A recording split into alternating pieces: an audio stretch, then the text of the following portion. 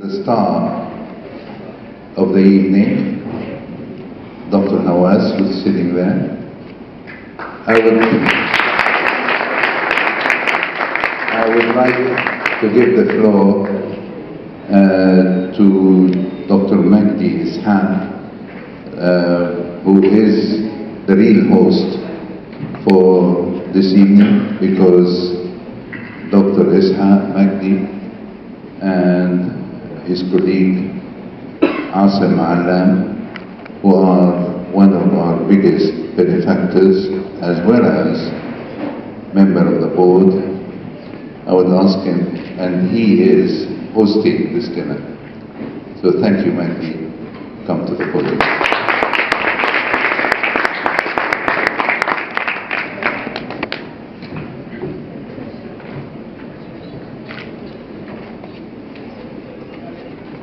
Thank you very much. It's nice to see you and to be here. But when I was sitting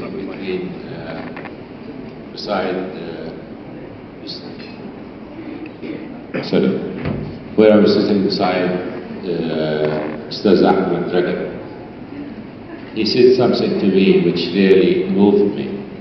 He said, in the old days in Alexandria, when somebody died and nobody knew who he was, everybody stopped switching the radio or the TV on in sign of respect for the dead person.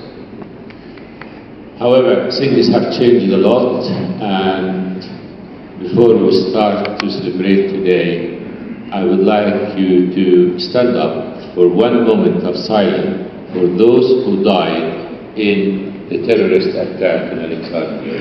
Thank you.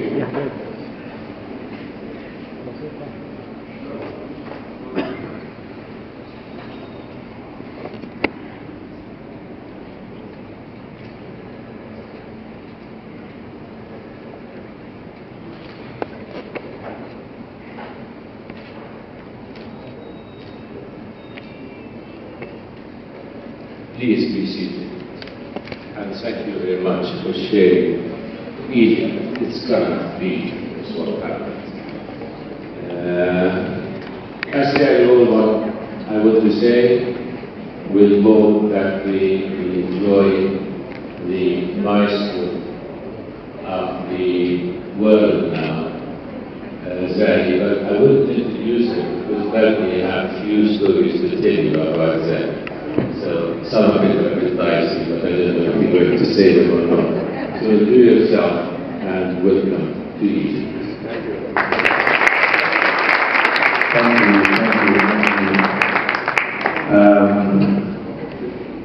In the last 3 days, we had mind-blowing science and comradeship, and I really am grateful for both the local and especially for the international community, who has given us this incredible 3 days, a lot of intellectual and practical ideas, starting from Dr. Eugene Bramwell, from Harvard, to many people.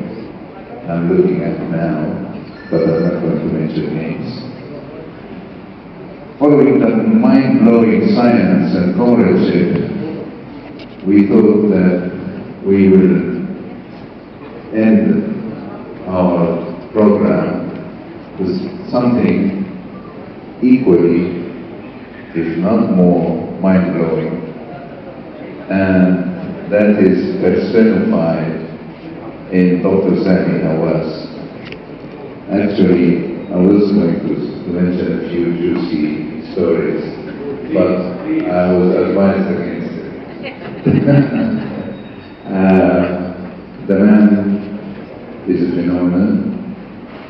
He has done to Egyptology innumerable things, and I think all of us have seen at least some of what he has done. He's an explorer. He has this incredible dedication, enthusiasm, which you immediately see. And he's got this thing called charisma. I don't know what it is, but Zahi has got charisma. And I want to let you judge for yourself when you see his performance tonight. I'm not going to embarrass him because he's one of the greatest, and we are very grateful to you, Zahi, for being here tonight. Could you come to the podium?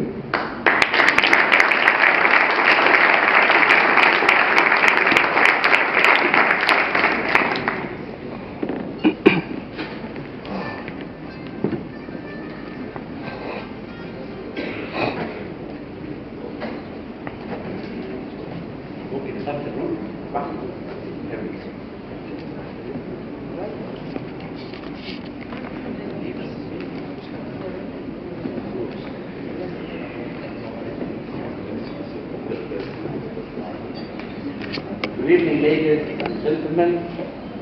I'm very happy tonight that I come to talk to you. I think I will not exceed more than 25 minutes. And actually, I went to the third floor. Well, actually, in the third floor, there is mummies that know nothing about them. And I began to search for the mummy of the witness Queen Hatshepsut, and actually, we found this mummy. Then I began to go to the Valley of the Kings, to enter the tomb of Queen Hatshepsut. It's a tomb that has the smell of the past. It's wet. There is no way that you can enter this tomb without rocks. It's almost 225 meters inside the mountain itself. And this is the only way that I began to enter inside this tomb, step by step, until I went with my team inside the burial chamber. In this burial chamber, found two sarcophagus. One for the Queen is in the Cairo Museum, and one for her father, Dr. I, that is in the Museum of Fine Arts in Boston. And actually, I began to go to the cachette of the mummies that found in 1881 by the Abdul Rasul family. To go to the cachette of the mummies, it's almost 15 meters down, and this is the only way that you go with ropes like this until you enter inside. The reason that I went to this cachette because of the screaming mummy. It's mummy, they call it screaming mummy. We don't really know why they call it screaming mummy. And the second is this box that has the name of Queen Hatshepsut and one part of her body, the liver. I took all this to the Cairo Museum, and we began at night to work, moving all these mummies at night and put them under the CAT scan machine. It was amazing 3 months work. We first found out that screaming mummy, this lady was killed in the same time she screamed, and her mouth is open like this. And the second mummy is the one of the witness. We did CT scan of this mummy, and the mummy actually that I brought from baby 60. Now we get to think about her father, Dr. I. We found out that this person died in the age of 30. But Dr. I in history, we know that he died in the age of 50. Meaning that this mummy in the Cairo Museum, known as Ramses I, is not the mummy of Ramses I.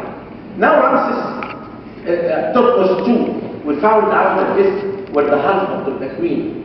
He died because of heart problem. And the third mummy is thought the mummy of Topos III, her stepson, that everyone claimed that he murdered her. We found that he died because of problem breathing. Now, at 12 midnight, I was like a psychic. I said to my assistant, bring this box that has the name of the queen. Queen Hatshepsut. I want to know how this liver looks like under the CAT scan machine. We put this under the CAT scan machine. We found this is how the liver looks like, and a part of the stomach, and look at this. It's one tooth. It's a molar losing one root. We began to look at all the mummies that we scanned, and we found one mummy has a gap with the missing root. That's exactly what we found in the mummy, and this is what we found in the box. They fit together like this. And that was amazing to find out how really technology can really reveal many important discoveries and tell us that one truth we found in that box can really tell us about the mummy of Queen Hatshepsut. And that's the mummy that they brought from KB60. When we did the CT scan, she died at the age of 50. She was obese. She had problems in her teeth. And she had diabetes and she died because of cancer. Means no one murdered her. Means the third did not murder her, as we read in every book. At the Cairo Museum, we did open the first DNA, and I began to think about this was the first time that we used DNA. Then we began with this mummy, Thothmes the first. We found out there is no relation at all. They are two different. Means Thothmes the first could not be the father, or Hatshepsut could not be Hatshepsut. Then we brought Ahmos Nefertari, the grandmother of Queen Hatshepsut, and we found they are matching. And this can prove that the mummy that we found in KB60 is now the mummy of Queen Hatshepsut. When you go to the Cairo Museum, actually, you will see this mummy as one of the most important discoveries that we found. How this queen, what happened to her? Her tomb, they moved her in Dynasty first to the tomb of the witness. For reasons we do not know, they did not move her mummy to the cachette of Mummy. When we began to examine the mummy of Thothmes the first, we found that actually this mummy, there is something called the curse of the first. But there is something else called the curse of Zahi Hawass. If anyone do not close his mobile, actually, you could have a big curse. Close your mobile and don't look at your mobile or me. Now, we began to look at this mummy. Every pharaoh in ancient Egypt, the two arms crossed like this, except this mummy. Meaning that this mummy really cannot be the mummy of the father of Queen Hatshepsut. And inside the mummy, we found this method. It's an arrowhead that may be divided in a pattern. Means we are sure now that the mummy in the Cairo Museum labeled at Thothmes the first is not the mummy of Thothmes the first. I really do believe that the mummy inside the tomb of Seti the second, this mummy should be the mummy of Thothmes the first, and this is what we are working in it right now. The second important project is scanning the mummy of King Tut. Because everyone thought that King Tut was murdered because of that hole in the back of the head. Made everyone to think that King Tut was murdered. Then I began to think, taking the CT scan machine and go to Luxor and to examine the mummy. But when I decided to do that, I found that everyone wanted to come with me. Means I will never do any work. Then I decided to go to Luxor without telling anyone. I went to Luxor at 5 in the morning. I stayed in my hotel until all the tourists left the Valley of the Kings. And I did arrive the Valley of the Kings. And guess what I found? The Japanese TV. The Japanese can know everything. When actually I made my interview to the Japanese TV, a big storm happened at 5 in the evening. And the Japanese crew ran away from me, saying that first it reminded them what happened to Lord Carnarvon, who died 3 months after the discovery. When I entered inside the tomb, I took this glass out. And I began to see this coffin. It's actually 1-3 topped the mummy. When I took this coffin out, I had another good moment in my life. Meeting King Tut face to face. Looking at his buck teeth, like the buck teeth of the mummy of Thothmes III at the Cairo Museum. George Carter in 1925 took the coffins out. And he found that the golden mask is tied on the chest of the mummy. He tried to take it out, he couldn't. He brought tools and he put it in fire. And he took the golden mask out and he damaged completely the mummy to 18 pieces. And this is how the mummy looks like. We took the mummy from the tomb and we put it in the CT scan machine. 1 minute after this photograph was taken, the CT scan machine was stopped. It was the first time in my life to think there is something to be called the curse of King Tut. Because why the machine stopped? 1 hour later, the machine did work. I brought the mummy back. I found this card written by George Carter. I wrote my name beside the thing that I came for the first time with the CT scan machine to examine the mummy of King Tut. What's happened? He died at the age of 19. And he was not murdered because that hole in the back of the head was opened in Dynasty 18 to put the record for mummification. But how he died? We found this fracture in the left leg.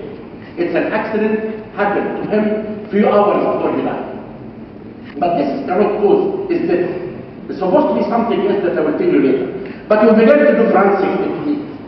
How can we reconstruct the face of King Tut? We had three teams: an American team, an Egyptian team, and a French team. When I gave the images to the American team, I did not tell them that it's King Tut.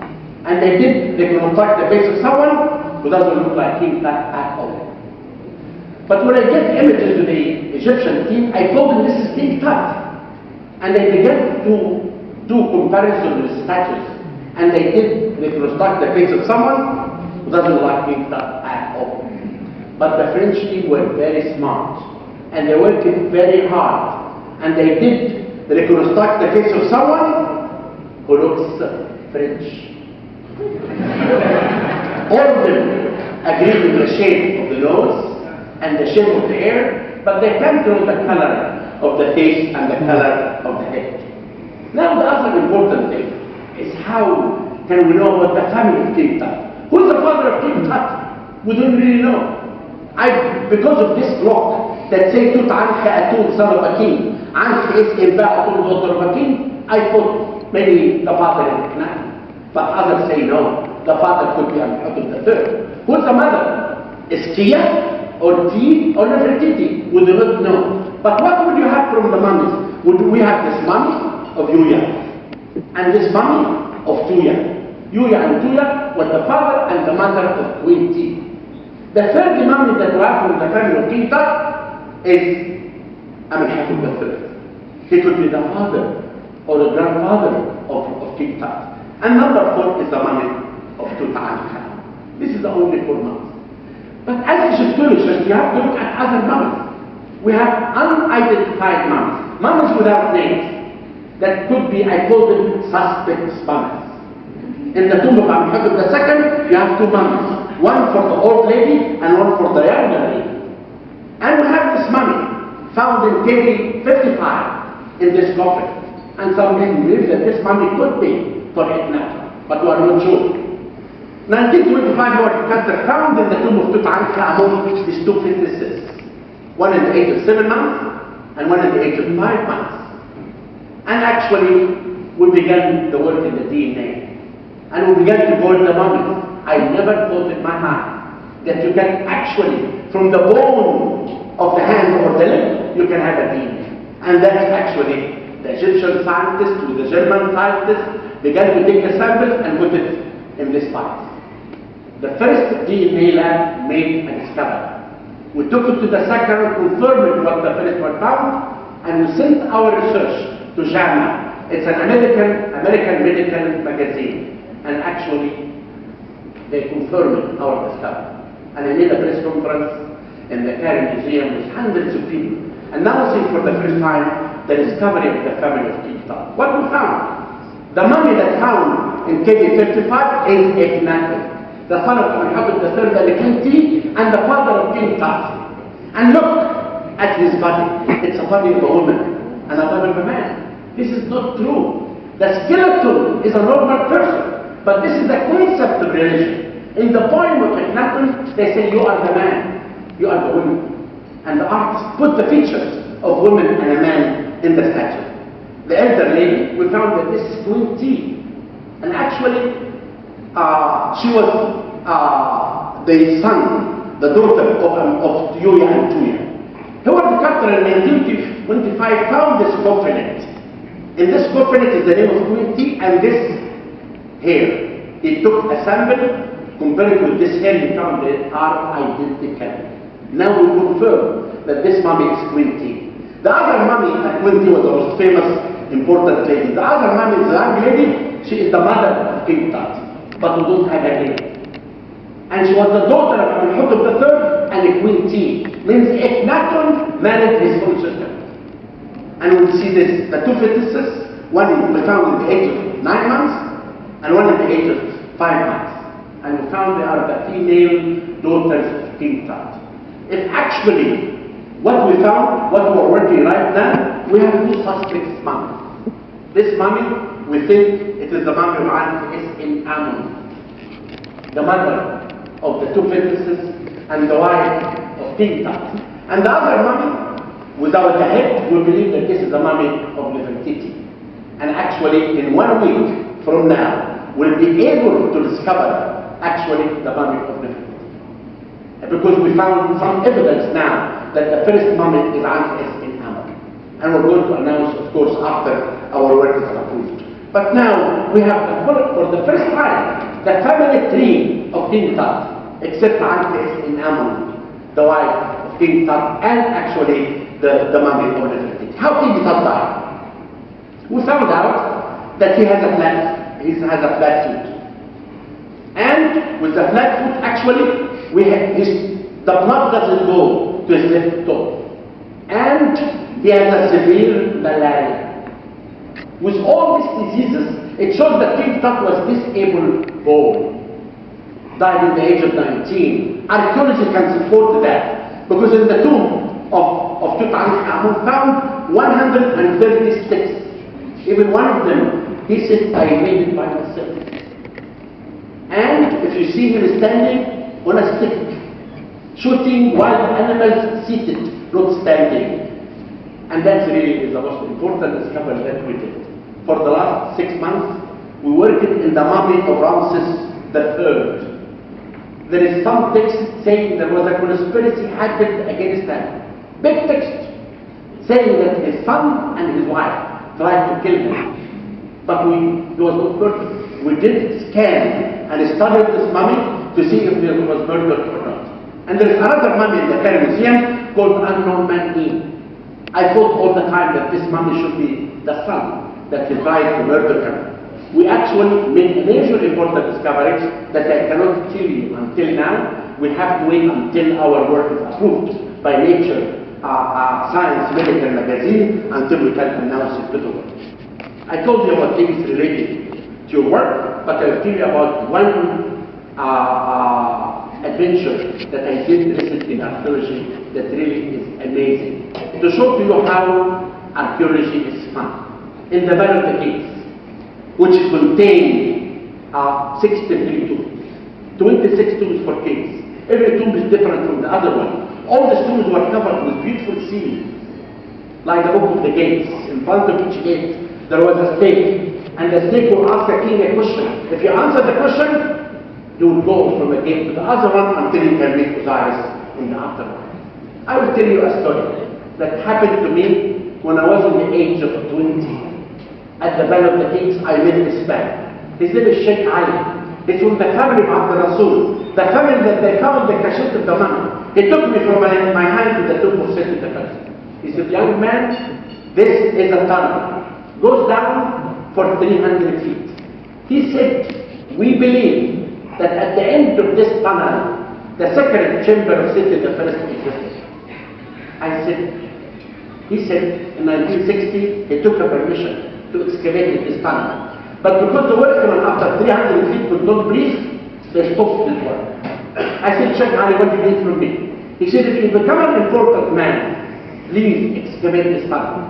If you discover anything, the only thing that I need from you is to tell everyone that I'm the one who told you about it. I said, okay. I began to think about this all my life until it became in 2002, when I became the head of Antiquities. I thought I should go and examine this tunnel. If you are the head of Antiquities, you can do it. And therefore, I decided to go. I took a very thick rope in my hand, a flashlight, and a measured tape. I did go in this until 252 feet. I found the stone rubble began to hit me. Then I pushed the rope and the workman took me out. I did the same adventure about 3 years ago for an American television. And the director of the film took it for the Emmy Television Award. And the referees of the Emmys found why they would give the director only the Emmy, they decided also to give me the Emmy. And I think I'm the only non-television person who had this Emmy. In 2007, I began to make the dream of this man true. I came to the tunnel and I began to think of excavating the tunnel. This is how the tunnel looks like. Restoration with wood like this. I began to think why people never excavated this tunnel. They were afraid that the tomb could fall down. Then it began a very important technique, is to make this frames, iron, to support the ceiling. When I excavate a part of the ceiling, this is what I do. And that's what we did the work for 3 years. Going inside, I put this wooden stairs, and I made this railway. Then we can bring all the dust by cars like this. And this can save with the workmen to go, lots of workmen down. We continued the excavation until actually in this tunnel, in this area at 250 feet, I found objects, statues, pottery, and inscribed blocks with the name of Saint the First. And actually, we continued our work and looked at this amazing work, the restoration, going in the tunnel until this period at 300 feet, we found this model of a book. And in this area is actually what Sheikh Ali still stopped at this place. But instead of them going up to take the tunnel, they went in the wrong way. Then we began to continue excavating after 300 feet, and we found graffiti written on red. But the surprise came after 500 feet to discover 4 steps long. I came to drag stones on them.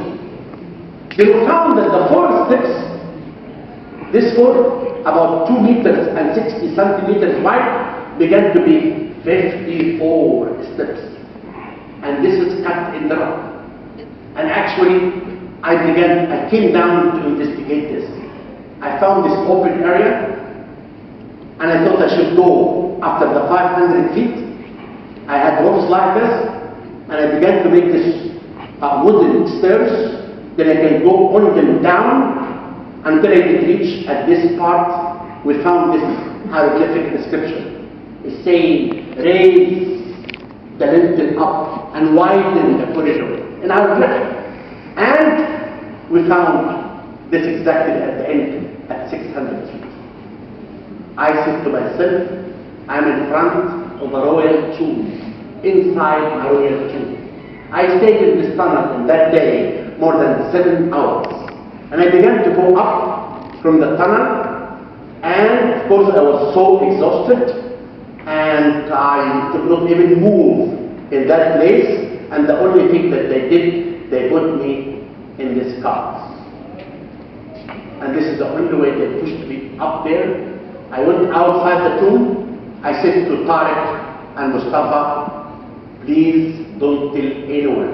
I was leaving to the States next day to give a lecture, and I did not sleep for 1 week during that week because I was thinking about this tomb. When I came from the States, I did fly closer, and I did go. But first look at the tomb. The tomb is almost 300 feet, 100 meters. And the tunnel now we are 600 feet. Is it a symbolic tunnel? Is it a symbolic tunnel that the ancient Egyptians will use to go to meet Osiris in the afterlife? That was a thinking. Why this 600 feet actually can be في مشكلة. أنا الإطلاق أنا ليس على عادي.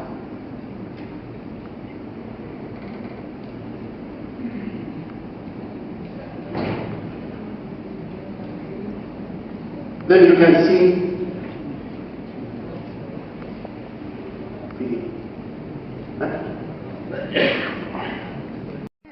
Bringing all the flashes to you. This is just not fair, is it? Please, معايا.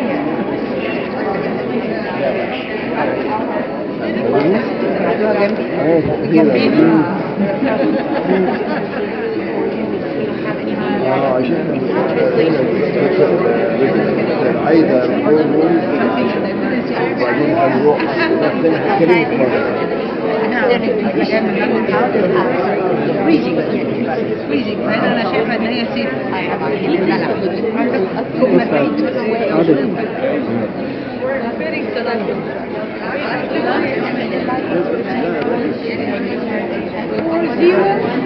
Okay, yeah. We talked about that. We talked about that this year, organized an event for the beneficiation of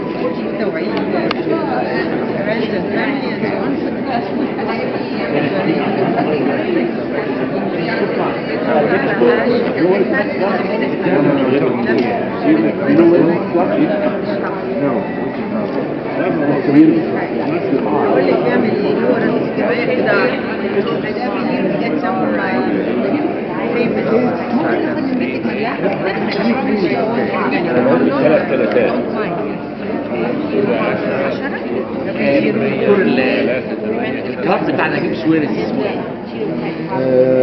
اللي في جنوب سيتي ورا على طول مش فاكر هو ورا الفور سيزون ورا الفور سيزون ورا الفور سيزون تبع الناي الكلاب عملوا سنة ايوه انا مش فاكر اسمه كويس قوي حلو جدا فيري جود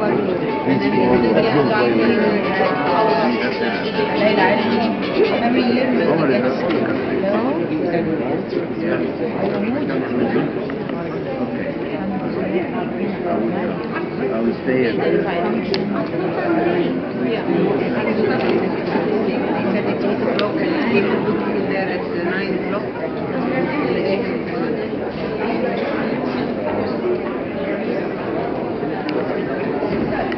عايز بشر فواصل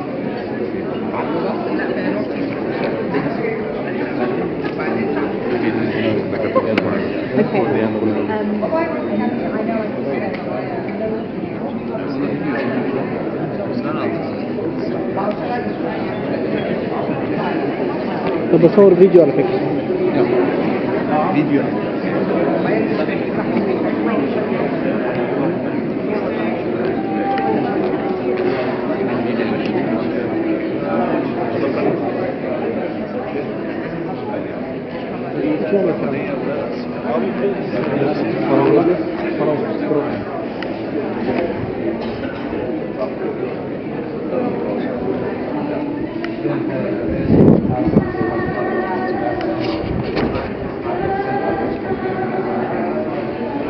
Well, there was the symposium